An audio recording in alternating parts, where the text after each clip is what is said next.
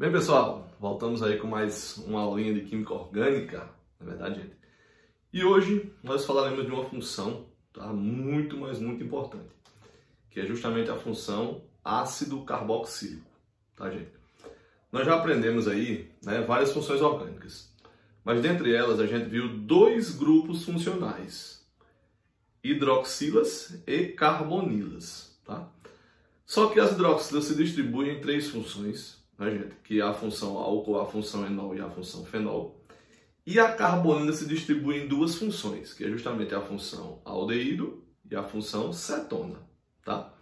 Só que agora, quando ocorre uma fusão desses dois grupos, que é justamente da carbonila com a hidroxila, nós teremos agora uma nova função orgânica, que nós chamaremos de ácidos carboxílicos, tá? Então, o que são os ácidos carboxílicos na realidade? Veja aí. Os ácidos carboxílicos, eles são constituídos de um grupo funcional, onde ocorre a fusão dos grupos hidroxilas e carbonilas. Vamos escrever comigo aqui agora, veja só. Então, os ácidos carboxílicos, tá, gente? Eles apresentam, veja, como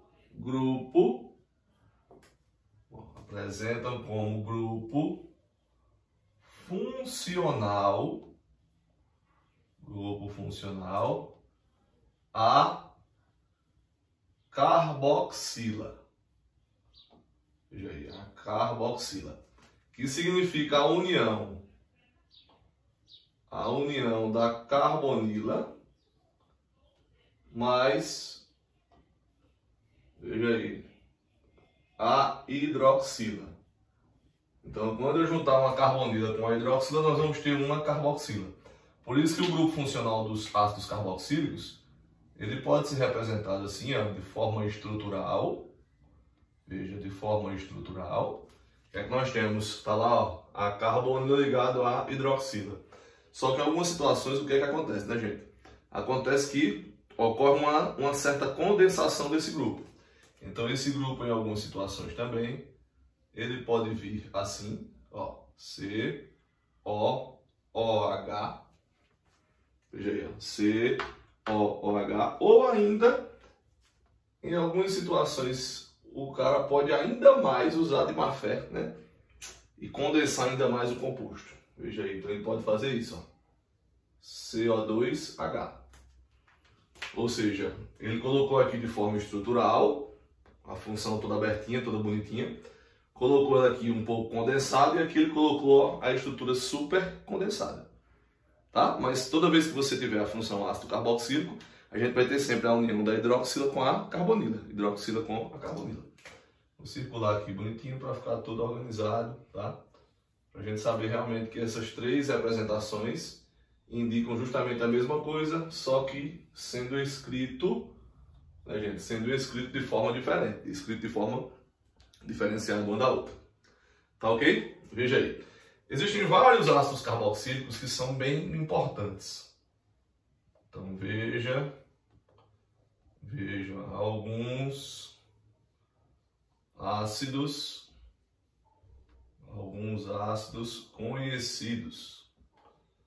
Alguns ácidos que a gente utiliza deles, né, frequentemente. Primeiro, eu tenho esse ácidozinho aqui, ó. Ele é chamado de ácido fórmico. Olha aí, gente, o ácido fórmico. Onde é que o ácido fórmico, gente? Ele é encontrado, né, naturalmente. O ácido fórmico, naturalmente, ele é encontrado nas formigas. Veja aí, é ele que dá, né, a energia para que a formiga, né, aquele animalzinho, ele sobreviva. É justamente esse cara aqui, ó. O ácido fórmico, tá? O ácido fórmico, gente, é o menor ácido carboxílico que nós conhecemos. Veja, é o menor ácido carboxílico que nós conhecemos. Existem aí algumas teorias que dizem que comer formigas seria bom para a vista. Eu acho que até vocês já escutaram falar essas coisas por aí, tá? Mas não é que comer formigas seria saudável para a nossa vista, melhorasse a nossa visão. É que no nosso globo ocular, no nosso tecido conjuntivo, existe uma substância química chamada lá de caroteno, e que nesse caroteno, um dos seus componentes é justamente o ácido fórmico. Então ele é liberado, né, gente, do nosso globo ocular, principalmente quando a gente está com o olho fechado. E a consequência dele é lubrificar o olho e fazer com que o olho ele não infeccione. A quantidade de bactérias que estão ali naquele local, ela não consiga se reproduzir em grande velocidade. É por isso que quando você acorda, né, de ter dormido aí algumas horas, por exemplo, é normal você acordar com algumas secreções aqui no canto do olho que nós chamamos vulgarmente de remelas. Mas na realidade o que é que significa aquela secreçãozinha? Aquilo ali foi a lubrificação que ocorreu no seu globo ocular, justamente quando você estava com o olho fechado, tá? Então, logicamente, isso é uma coisa saudável, né? É algo saudável, é o que o corpo da gente mesmo produz para que a gente não tenha o globo ocular infeccionado por bactérias que possam estar ali quando a gente abre o olho, fecha o olho, abre o olho, fecha o olho. Quando você fecha o olho é um local úmido, um local um pouco aquecido, que logicamente é uma região que pode se proliferar em bactérias de maneira muito rápida, tá? Olha aí, ó, o ácido fórmico é o menor ácido carboxílico que nós temos, ok? Outro ácidozinho aqui muito famoso, gente, olha aí. É o famoso ácido acético. Ácido acético. E aí, o ácido acético, gente, ele representa 75% de uma substância química que a gente consome em alimentos, né, chamado ela de vinagre. Ok? Toda vez que vocês encontrarem esse termo forme, usualmente isso indica que o composto ele tem apenas um carbono. Grave isso aí no juízo de vocês. Quando vocês virem usualmente esse termo forme, isso indica que o composto ele tem um carbono. E onde vocês virem esse termo A7, isso agora indica que esse composto ele tem 2 carbonos. Então, forme um carbono, A7, 2 carbonos. O ácido acético, olha aí, ele é o próximo ácido aqui, né? Da série dos ácidos carboxílicos, ou seja, ele é um ácido carboxílico que tem 2 carbonos. Então, ácido fórmico, 1 carbono, ácido acético, 2 carbonos. O ácido fórmico é encontrado nas formigas e o ácido acético é encontrado no vinagre. É um dos componentes, né, gente, da composição química do vinagre, tá? Veja aí, o que acontece? Dando continuidade aqui aos ácidos, né, aos ácidos importantes, ácidos que são conhecidos, né? Veja aí, ácidos que são conhecidos. Nós temos, por exemplo, aqui também, gente, o famoso ácido lático.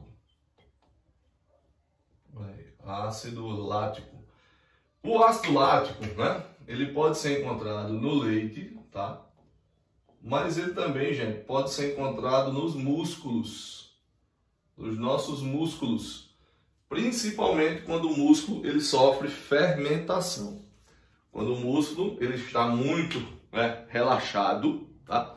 E que daí você contrai fortemente o músculo. Tipo, você passou muito tempo sem praticar atividade física alguma, né? Vamos supor aí nessa quarentena, todo mundo em casa.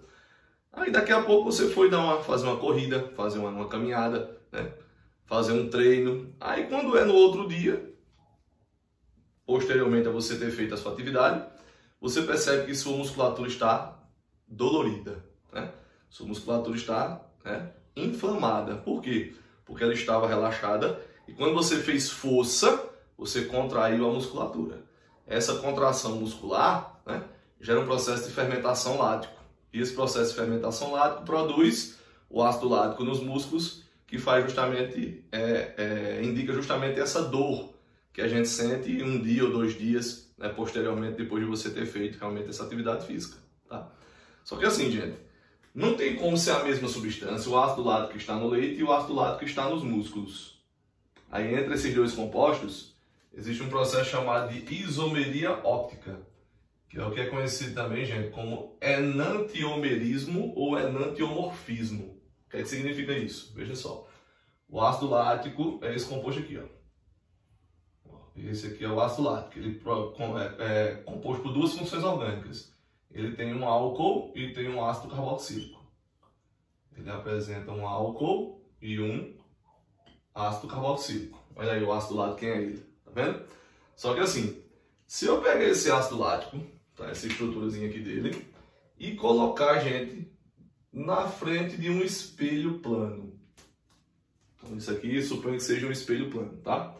Como é que nós vamos enxergar esse composto na frente do espelho? Olha como é que ele vai ficar, ó, na frente do espelho. a imagem dele de forma invertida. Olha aí, você vai enxergar esse composto desse jeito. Então, esse ácido lático, eu peguei ele e coloquei na frente do espelho. Eu vou enxergar ele como? De forma invertida. Gente, só que é o seguinte, se você pegar essa estrutura, remover daqui, e você colocar essa estrutura em cima dessa. Peguei essa estrutura, removi daqui e agora coloquei sobre essa outra. Será que essas duas estruturas, as duas imagens, elas se sobrepõem? Essa imagem sobrepõe exatamente essa outra imagem? É claro que não. Porque, por exemplo, a carboxila ia ficar aqui em cima desse CH3, ó, tá vendo? Esse CH3, por exemplo, ia ficar em cima dessa carboxila. Então, o que você está percebendo, gente? Que essas duas estruturas, né, elas têm imagens correspondentes. É como se a mão direita, na frente do espelho plano, você enxergasse quem? A mão esquerda. Quer dizer, as imagens da mão direita e da mão esquerda são imagens que são correspondentes. Tá, gente? Só que na sua mão direita e na sua mão esquerda, existe um fenômeno que é chamado de quiralidade ou de assimetria do objeto. Porque se você agora pegar essa mão e colocar essa sobre essa outra, você percebe que as duas mãos não se sobrepõem. Ó, as mãos não se sobrepõem. Isso comprova justamente que as suas duas mãos são objetos diferentes. Se fosse o mesmo objeto, quando você colocasse, né, uma sobre a outra, uma mão ia sobrepor a outra mão. Quer dizer, esse dedo aqui, né, que é o dedo polegar dessa mão, tinha que ficar aqui desse lado esquerdo. Isso não acontece, né, gente? Por quê? Porque a nossa mão é um objeto assimétrico. Quando você tentar dividir a sua mão aqui em alguns pedaços, você vai perceber que ela sempre vai formar metades diferentes. Sempre ela vai formar metades diferentes. Ou seja, entre o ácido lático que está no leite e o ácido lático que está nos músculos, olha aí, gente, existe um fenômeno, tá vendo? E esse fenômeno é chamado de quê? De enantiomerismo ou de enantiomorfismo. Esse composto aqui é chamado de dextrógiro, ó. Então esse é o ácido lático dextrógiro. O que é que significa dextrógiro? Virado para o lado direito. É como se com a luz, quando ela penetrar nesse composto, a luz sofre um desvio formando um ângulo positivo. E já esse outro composto aqui, ele seria o composto levógiro. O que seria o composto levógiro? É aquele que está virado para o lado esquerdo. Ou seja, quando a luz penetra aqui nesse composto, porque isso aí são cristais, né, gente? Eles formam uma espécie de prismas. Quando a luz penetra no composto, a luz sofre um desvio formando um ângulo para o lado esquerdo, ou seja, um ângulo negativo. Agora é lógico, né? Só quem consegue ver isso aí de fato é quando você coloca esse composto químico no polarizador, né? Que pra gente pode ser até aquele aparelho que os oftalmologistas eles colocam para você, né? Para você enxergar a imagem, para você ver qual é o tamanho do grau que a sua vista necessita para poder corrigir a imagem, né? Corrigir a imagem que você vai enxergar. Entendeu? Agora, por que acontece isso? Porque esse composto aqui, ele apresenta quiralidade ou assimetria. Ele tem aqui, gente, um carbono, ó, ele tem um carbono, que ao seu redor existem 4 estruturas químicas diferentes. Quando ocorre isso, e você tem um carbono que tem 4 estruturas químicas diferentes, é porque esse carbono aqui, ele é um carbono chamado de carbono assimétrico ou quiral. Então veja, este carbono aqui, ó, este carbono aqui, ele é um carbono assimétrico que pode se chamar também de que, gente? De carbono quiral. Tá vendo? Então isso ocorre aí com os compostos assimétricos, ou seja, assimetria ou quiralidade são sinônimos. O composto assimétrico, ele é um composto quiral, entendeu? Quer dizer, aquele composto que colocando no espelho, as imagens são correspondentes, mas eles não são exatamente o mesmo composto, eles têm diferenças ópticas na estrutura.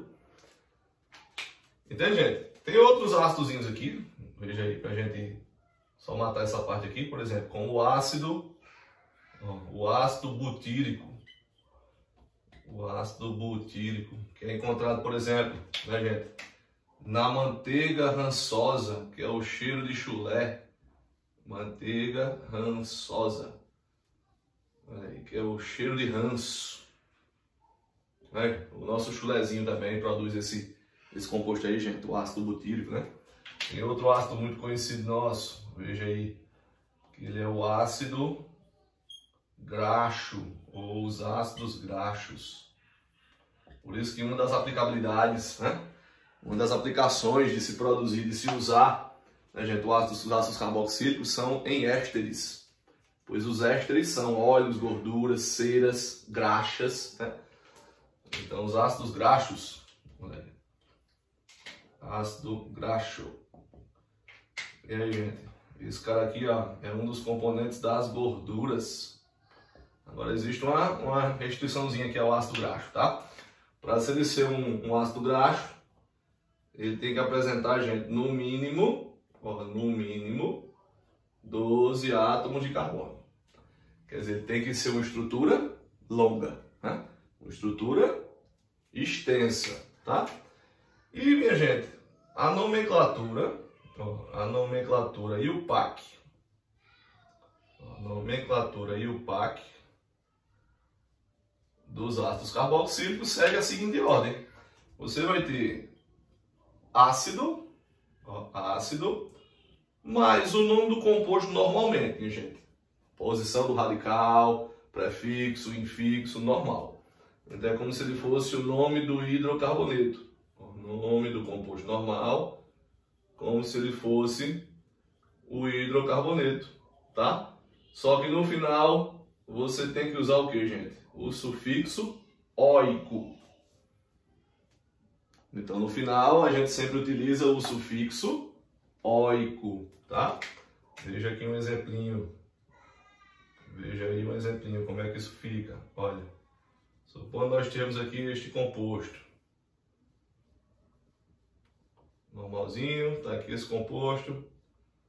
Olha aí, 4 carbonos. Ele é justamente o ácido butírico, usualmente, né? Mas como é que ficaria o nome oficial desse composto, né, gente? Vamos lá, primeiro termo, olha aí, a palavrinha ácido, certo? Depois do ácido, o que é que vem agora?